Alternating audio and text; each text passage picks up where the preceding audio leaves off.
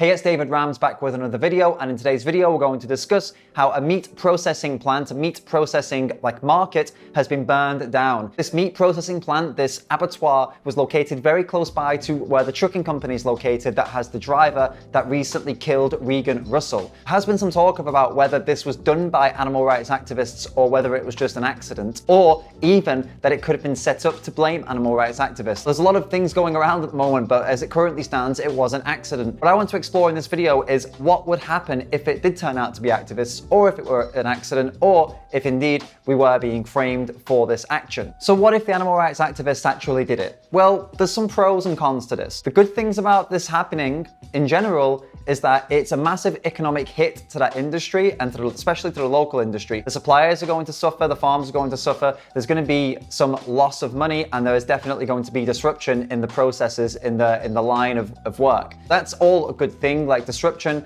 of these industries and economic damage to these industries is good because of what they're doing to these animals. Of course, we're trying to defend the animals, we're trying to stop this from happening, so anything that disrupts and causes economic damage, financial damage, is good. It makes a really big statement that we won't stand for this anymore, that animal rights activists are going to defend the animals at whatever the cost, including that they will, go as far as committing arson, go as far as damaging property. It's a very clear and a very strong message. But let's look at the cons of this. What's the bad side of this? I mean, there are all good things that we talked about, but what about the consequences of this being done by animal rights activists if it was done by animal rights activists? Well, it gives the government more of an excuse to stand by Bill 156, and it actually encourages them to introduce more bills to stop animal rights activists from doing stuff like this. Any empathy that the public had for Regan Russell is going to be lost if animal rights activists claim this. The public was in a strange position where they most likely understood and empathized with Regan and what she stood for, but may not necessarily have agreed with what she stood for, but they at least understood,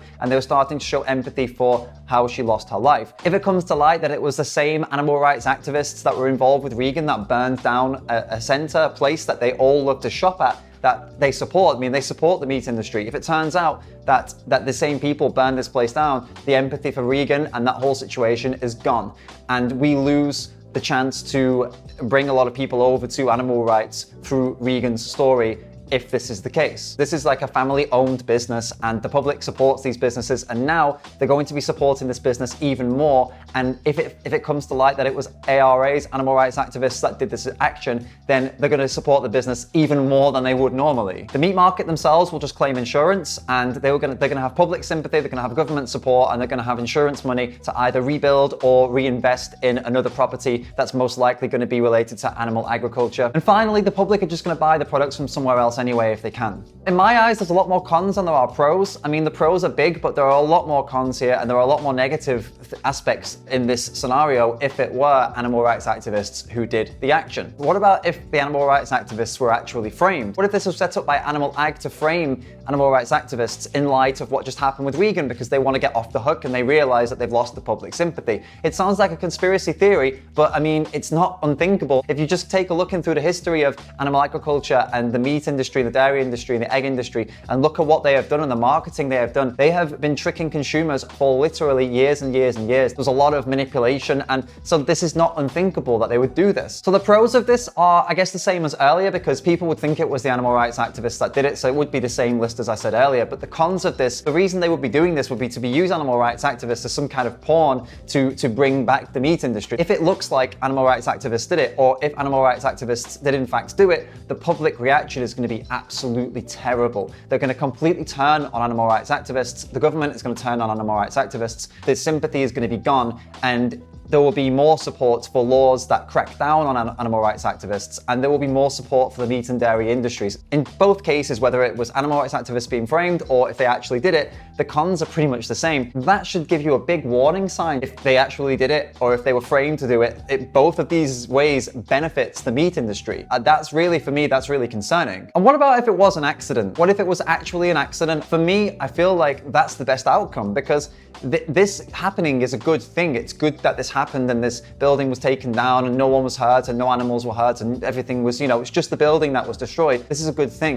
And if it stays as an accident, I mean, there aren't really any cons to that. There aren't really any bad points to that because it's not being pinned on any animal rights activists. It can't be politicized. It can't be used. But the good things about this still stand because it still caused destruction. It's economic damage. It still caused a disruption in the line of the produce line or whatever you want to call it. That's what they call it. But it's caused a disruption in that whole situation, in that whole industry, in that area. So in my eyes, if it's left as an accident and no one claims it, and I hope this is how it goes, then I think this is the best outcome. People would remain empathetic towards Regan and Regan's story. Animal rights activists wouldn't be a scapegoat for Bill 156 and they wouldn't be able to pin that on them and say, well, now we definitely can go forward with 156 and we can introduce more bills and more things because of what you did if it remains an accident. Fortunately, it does still remain as an accident. There's been no further information about this. But what we're seeing online is also really concerning. On the Facebook of Green's Meat Market, you can check the last post that they made where they're explaining what happened. Now, if you go back through earlier posts, there are no animal rights activists. There were no vegans commenting on any of their posts historically, as far as I could see.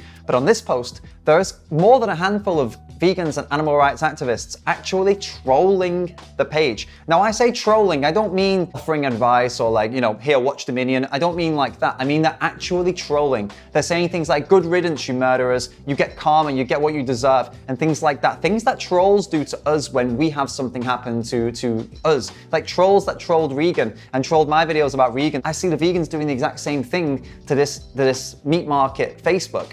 They're offering absolutely no room to teach people about why this is immoral, to show people, Dominion or posting documentaries and things like that. No, there's none of that. It's just trolling. And there are far more positive and supportive comments. About 85-90% of the comments on that post are of people who support that meat market, and the rest are vegans trolling. What do you think that does for the animals? How is that helping the animals to troll this page like this? It's something that I find really concerning, and it's so ineffective. We have attention on the meat industry. We have attention on this whole system with Regan and now this fire, and what, we're gonna piss it away because we want to troll them instead of trying to reach out to people and offer information, education, and try to help people see why we stand for what we stand for. This is a perfect opportunity to tell people, hey, look, like this place burns down, you won't be able to get meat there anymore. Why not try listen to what we have to say about this? Now it's changing, things are changing. Maybe this place won't reopen. Why don't you think about what we're talking about, animal rights? Because we see this as a good thing. Do you want to know why we see this as a good thing? Why not reach out? Because if we don't get public support, we will never,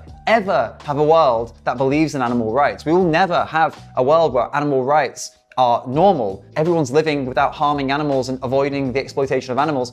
We can't get that without gaining public support. And right now, we are less than 1% of the world population. Actual animal rights activists are probably, even less than that 1%, like 1% of that 1%. So how we can expect to make big changes when we're such a small fraction of the population without gaining favor of the public?